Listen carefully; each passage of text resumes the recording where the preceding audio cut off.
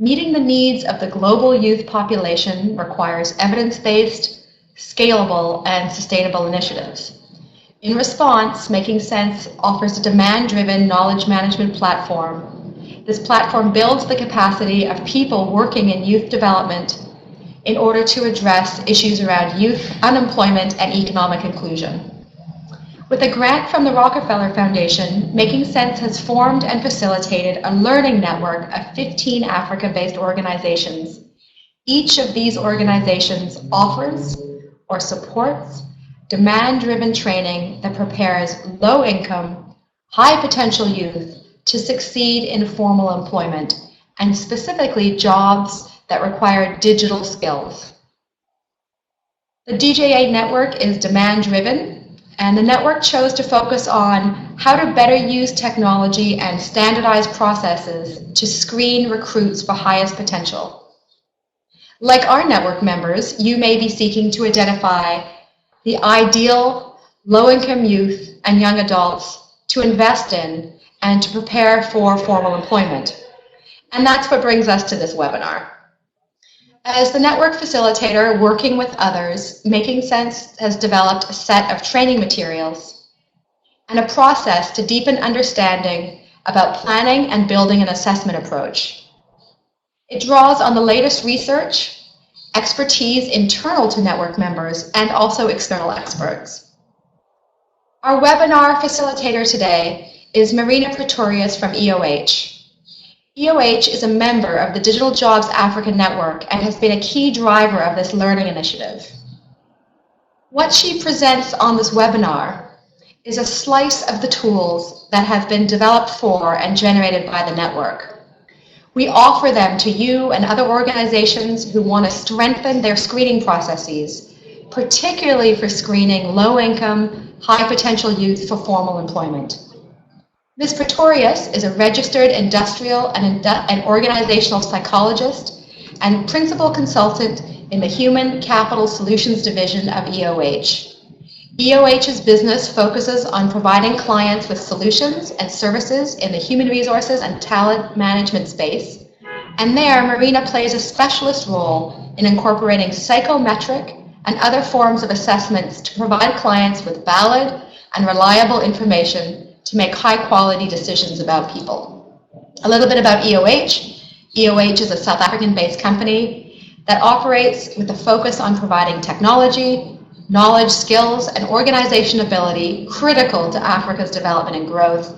They do this mainly through providing outsourcing solutions to clients in the private and public sectors in South Africa and across Africa. Marina, thanks so much for being with us today. Over to you.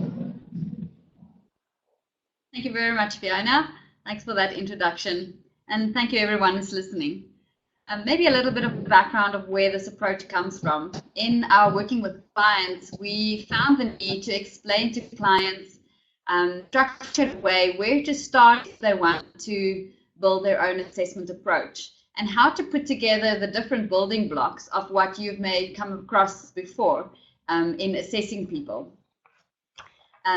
We are going to talk you through an approach that we build ourselves and that we find very, very helpful when we have to start our thinking around how to approach specific assessments.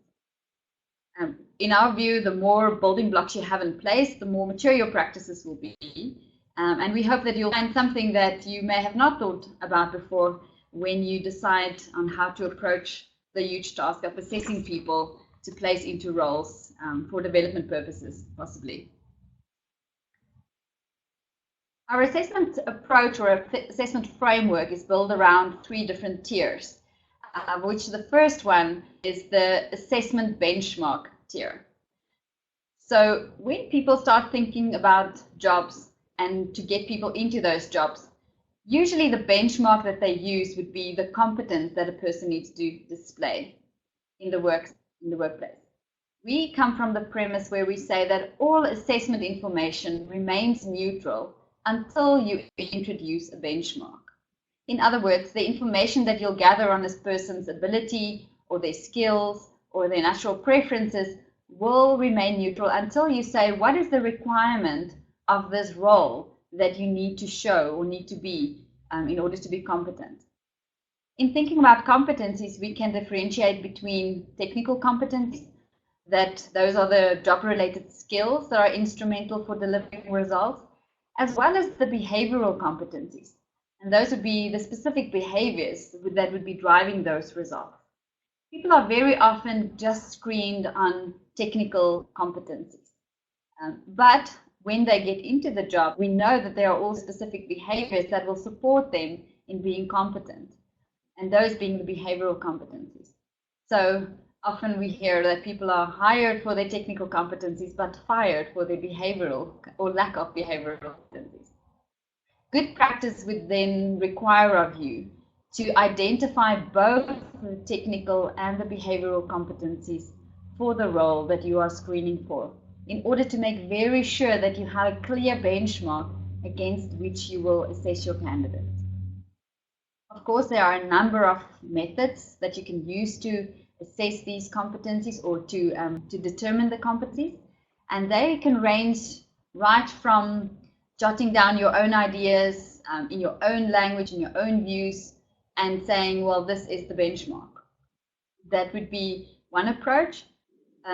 The approaches can range through to getting a number of stakeholders who are involved in this role, typically the clients of a role or the incumbents or the leadership of such a role together, and asking them to put together their views on what would be the requirements or the competencies for this role. They could also use standardized language in the form of competency dictionaries to make sure that they all speak the same language and describe the behaviors and skills in a similar way.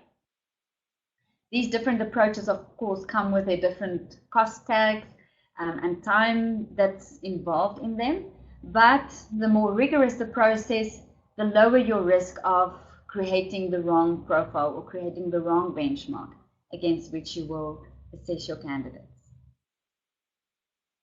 The second tier in our framework is called the assessment dimensions. This would be the type of information that you want to gather from your candidates. First of all, we talk about the knowledge, skill, and experience and qualifications. Those are most often the information that is gathered in each case from different candidates.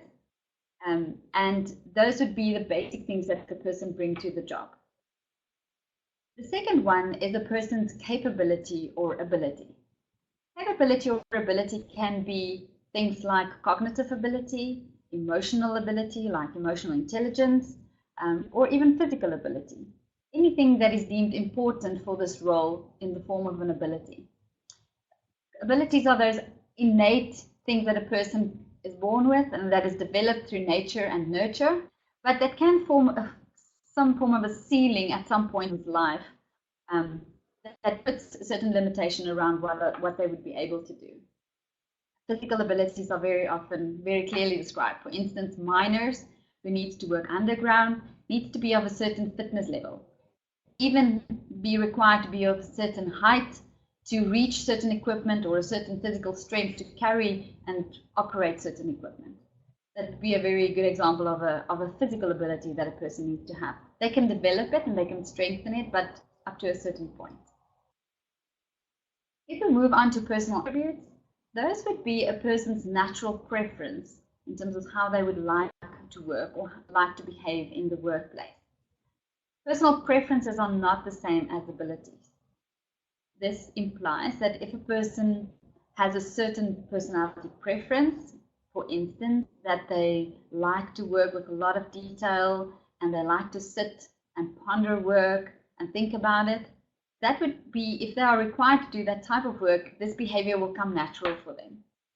However, if they are required to go and work in an environment where they need to make decisions and rely on less information to make decisions, the premise here is that they can be taught the skill of how to do this, regardless of what their personal preference would be.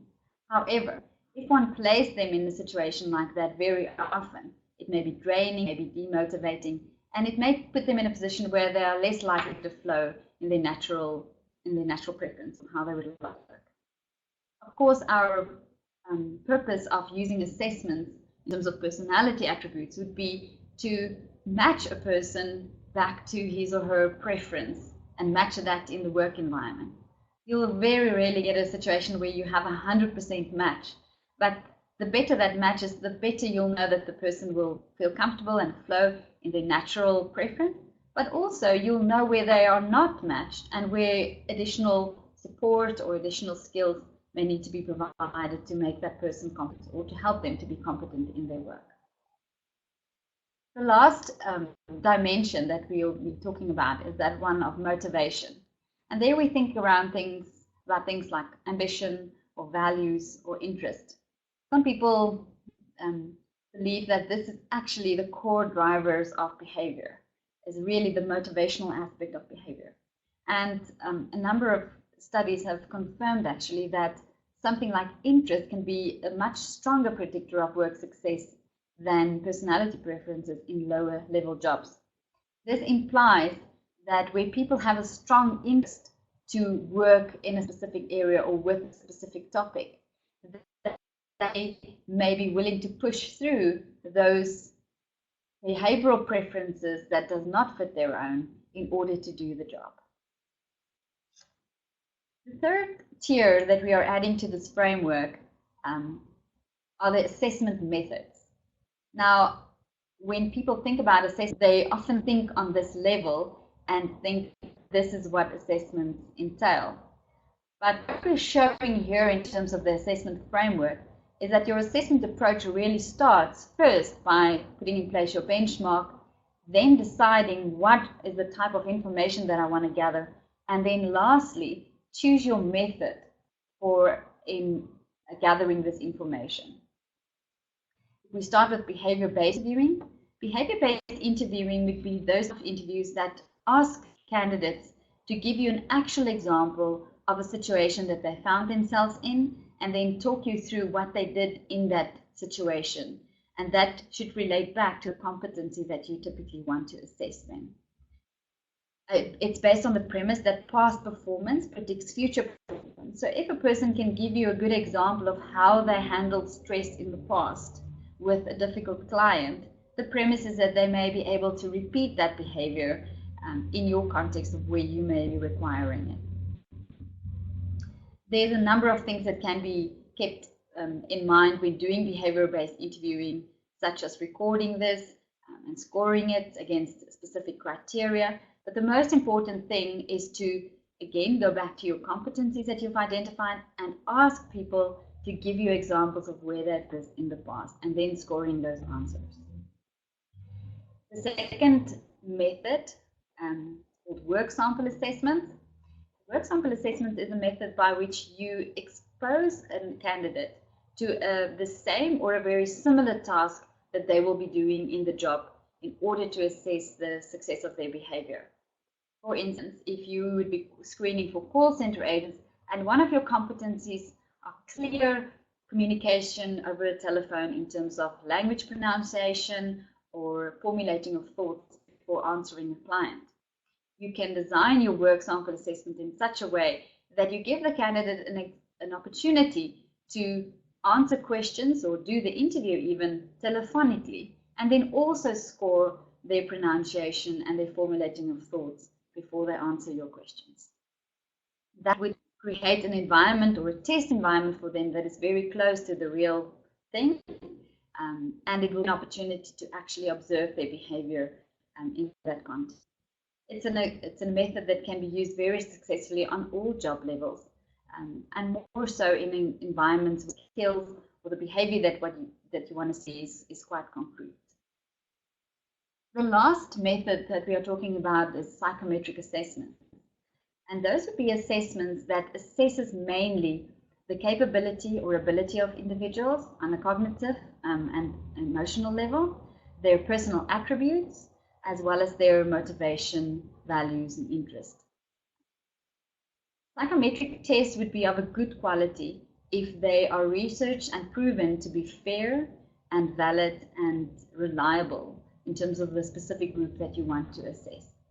So you would need to look for things like research that proves this validity and reliability, as well as particular norms for the group that you will be using this for.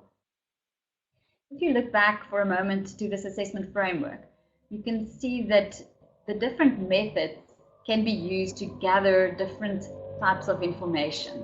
For instance, behavior-based interviewing you will be able to gather information around a person's interest, around their personal attributes, as well as around their knowledge and skills.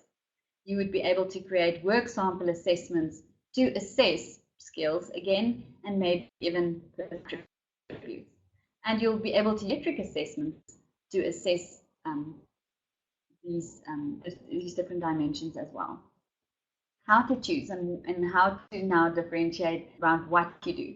This will obviously be impacted a lot by your budget, by your logistical support that you have, the type of resources you have, and the skills that they have. And those would be the things that you will need to consider while you decide what type of information do I want to gather and what methods am I going to use. To the assessment dimensions, the reason, or one of the best practices that you can consider to put in place is to make sure that you gather information from more than one dimension. This will allow you to look at one candidate from different lenses and will enable you to make a better prediction of their competence potential. If you use only knowledge and skills, you will only have that information. And our rule of thumb that we usually advise clients on is to say, rather use your resources, your budget, your time, your logistical support to gather more information about different dimensions rather than more information about just one dimension in order to improve your prediction of their competence potential. If we move on to the next slide, we've added 3 different things that will help to improve your approach even more. They're not essential to the core framework, but when applied, they will greatly support and improve your maturity. First of all, it's consistently applied processes. Consistently applied process will imply that you have the same process and the same tools and the same methods used in your organization, maybe across different parts of the organization or even geographically. And the reason why this is important is so that you have the capability to compare your results on different candidates with another. If you have consistently gathered, say, personality information or abilities information, you will be able to compare the different candidates with one another. And obviously also improve the fairness with which you apply the process. The second thing is technology. Now, we know that the whole world of assessments are moving online and are moving towards devices like tablets and smartphones. And this has the potential to greatly improve or assist the assessment of candidates. However, one needs to make sure that your technology is fit for purpose, especially in areas that may lack connectivity or where you have groups of people who do not have access to these technologies or who are not well versed in them. The use of technology can actually have an adverse impact on these candidates. So for all the benefits that it can provide, like incorporating results into big databases, it can be, again, integrated into other big data. One must make sure that your technology does not hinder or negatively impact your assessment process. The last one is the ethical and legal considerations appropriate to your own country. So we know that any assessment process has the purpose of differentiating between different candidates. And in other words, discriminating someone for and favoring another person above them. If you apply yourself and you ensure that you stay aligned to the ethical and legal considerations of your specific context, this will reduce the risk of you being challenged around your assessment decision, as well as reduce the risk of harming your reputation as an employer or in terms of your assessment approach. Okay, so moving on to assessment maturity. What would assessment maturity be now? Like I said in the beginning, we believe that the more building blocks you have, the more mature your approach would be. You can, however, also determine maturity on the different levels of the assessment framework. In this slide, we put the different tiers next to one another, and you can look at just one dimension and define a level of maturity for yourself. So for instance, if you picture just the assessment benchmark, low maturity would be if there are no definition of competencies whatsoever. So the recruitment decisions or selection decisions are made on the impression that that person forms on that day. Or maybe the benchmark is somewhere in someone's head, but it's not necessarily written down. On the other hand, high maturity on the assessment benchmark will be a full definition of competencies, both technical and behavioral, using unbiased processes. In other words, processes that include different stakeholders, that use a standardized language, and that reduces or minimizes the risk of error that's made. Look at maturity on the assessment dimension side. Maturity would mean that none or only one dimension are assessed. For instance, only information around knowledge and skills are gathered. High maturity on the other side would mean that there's a combination of 4 or more of the domains assessed, and that you take into account, in other words, different views, different angles when you look at the candidate, corroborated with one another, you look for congruence in this information, and you make a decision based on different sources of information that all tells you this is the right person. We look at assessment maturity on the assessment method side. Low maturity would be random methods used to assess. In other words, during a certain period of time, we'll use interviews, other periods we'll use assessments, and other periods we may ask people to perform so that we can evaluate them. Whereas high maturity would be that you use valid and reliable methods, and you use them consistently to assess different candidates in order to compare these different candidates with one another. At this point, I would like to say clearly that the assessment maturity framework is the first attempt to try and cluster and organize certain concepts around assessments. There's obviously still a lot of things out there that can be included, but this framework starts clustering different types of things that you put together to form a good approach. We put together an assessment maturity questionnaire for the network members that was part of the Digital Africa project, to give them an opportunity to reflect on their own practices and to identify areas of strengths and improvement. This will also be made available as part of the webinar, and you'll note on there that there are also other dimensions, other methods, and other sources of information that are indicated there that you can include in your own process. To end off, if you have any questions around this assessment approach or would like to test our thinking around your approaches, you're welcome to make contact with either Fiona or myself on these email addresses which are showing you now. Thank you very much for listening in.